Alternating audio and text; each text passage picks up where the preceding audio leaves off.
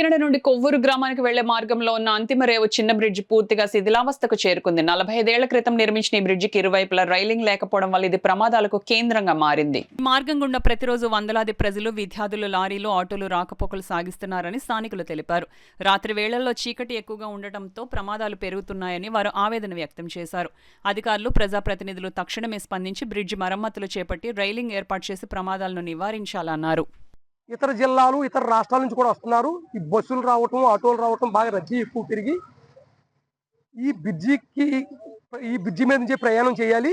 ఈ బ్రిడ్జి చాలా ప్రమాద పరిస్థితిలో ఉంది. అందుకు కాబట్టి ఇటు రూరల్కి, సిటీకి సంబంధించిన బ్రిడ్జి కాబట్టి ఇటు సిటీ ఎమ్మెల్యే వనవాడి వెంకటేశ్వరరావు గారు, అలాగే రూరల్ ఎమ్మెల్యే పంతం నానాజీ గారు కూడా దీన్ని ఒకసారి పరిశీలించి ఈ బ్రిడ్జి పనులు త్వరితగతిన చేయించి, అంటే కూటమి ప్రభుత్వంలో ఎంతో అభివృద్ధి చేస్తున్నారు, చాలా వరకు పనులు అవుతున్నాయి.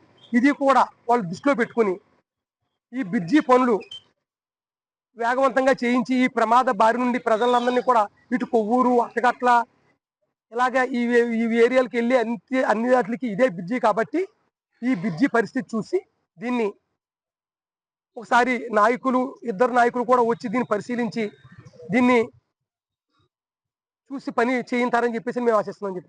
అది డ్యామేజ్ అవడం జరిగింది. ఆ డ్యామేజ్ అవడంలోని అటు రైలింగ్, ఇటు రైలింగ్ కూడా రెండు కూడా పాడైపోయాయి. మరి అలాగే కాకుండా కొవ్వూరు గ్రామంలోని వారాహిమ్మత అమ్మవారి యొక్క గుడి మరి ఎక్కువగా మరి భక్తులు రావడం కూడా జరుగుతుంది. అలాగే దుర్గాబాసి స్కూల్ బస్సులు, సమ్మాబాబి స్కూల్, అలాగే వివిధ కాలేజీ బస్సులు కూడా రావడం జరుగుతుంది. స్కూల్ పిల్లల బస్సులు చాలా ప్రమాదకరమైన బిజీగా ఉంది.